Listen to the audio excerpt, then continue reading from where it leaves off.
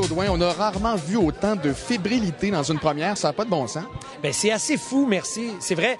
Et ça fait plaisir de voir ça parce que je me souviens que quand il y a eu la sortie du premier film, j'avais invité les gens et même les médias. Je disais, venez nous voir, venez. Puis il fallait se battre là, pour avoir des médias à cette première sortie-là.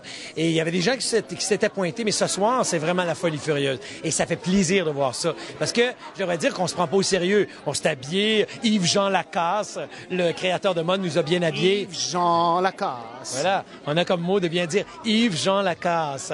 Alors, c'est ça, nous a habillés.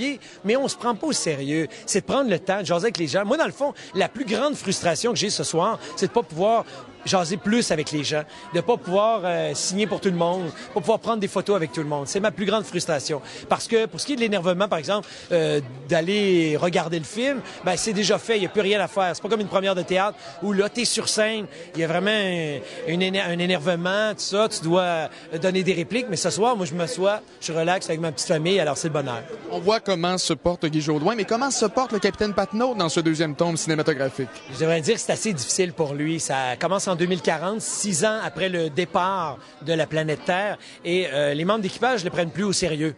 Ça fait 6 ans qu'il radote, qui rabâche la même chose aux membres d'équipage. On va trouver une mission. Notre mission, il faut y croire, on va trouver une nouvelle planète pour habiter, pour déménager les 4 milliards, parce qu'il en reste plus 6 ou 5, les 4 milliards de terriens, de Tata. Mais ça va pas bien. Les gens le croient plus. Même que des fois, dans le film, je dois dire « C'est qui le capitaine Éché? » Tout le monde répond « C'est lui. » Donc, ils sont un peu désabusés. Alors, ça va pas très bien dès le début du film. Et 4 ans plus tard, ça a été facile de reprendre le costume comme ça et de replonger dans cet univers-là? Le gros problème, c'était de rentrer dans le costume. Mais finalement, il n'est pas trop grossi. Ça s'est bien passé. Non, parce que, dans le fond, ça nous quitte pas, ce personnage-là. À tous les jours, les gens me demandent des proverbes. À tous les jours, mais les gens me demandent « Est-ce qu'il va y avoir un troisième film? » À tous les jours, les gens me demandent « Est-ce que ça va revenir, la série télé? » Donc, on est toujours en train de... Et ça se termine toujours, on jase, et ça se termine toujours avec « Ah, peux-tu me faire un proverbe? » Alors, c'est sûr que je dois reprendre la voix du capitaine Patenaude, et c'est reparti. Donc, je l'ai jamais vraiment quitté en 10 ans. Si je te dis justement 10e anniversaire, est-ce qu'on pouvait y croire au départ de cette belle aventure-là?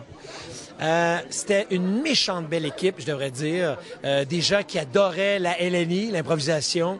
Donc, on avait ce point-là en commun, des créateurs, des gens qui n'ont pas nécessairement beaucoup d'argent. On doit créer, mais avec peu de choses, peu d'argent. Donc, dès le départ, on y a cru.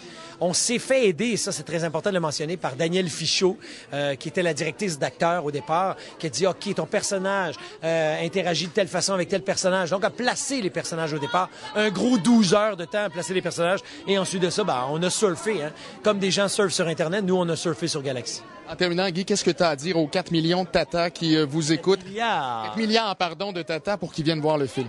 Ben, ici, il y en a 6 milliards en ce moment, mais dans le film, il en reste plus que 4.